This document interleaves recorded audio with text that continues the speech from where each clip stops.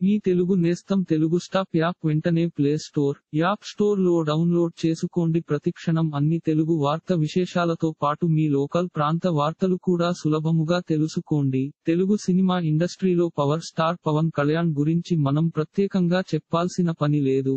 ఎందుకంటే ఆయన చేసిన సినిమాలు ప్రేక్షకుల గుండెల్లో ఎప్పటికీ చిరస్మరణీయంగా నిలిచిపోతాయి. ఇక ఆయన స్టార్ డమ్ గురించి మనం ప్రత్యేకంగా వివరించాల్సిన అవసరం కూడా లేదు.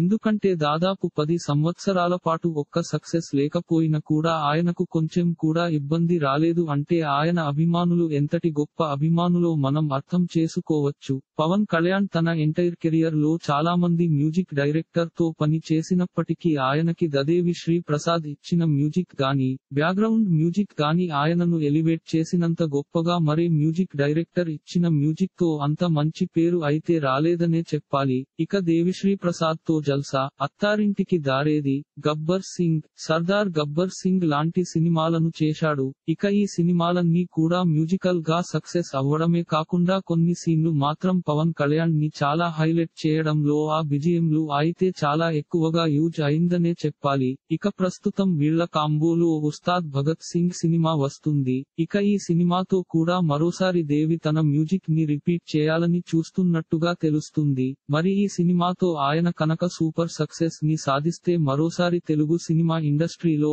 ఆయన మంచి అవకాశాలైతే వస్తాయి అని చెప్పడంలో ఎలాంటి అతిశయోక్తి లేదనే చెప్పాలి. ఇలాంటి మరిన్ని తెలుగు వార్త విశేషాలు కోసం ఛానల్ కి సబ్స్క్రైబ్ చేసి గంట నొక్కడం మర్చిపోకండి.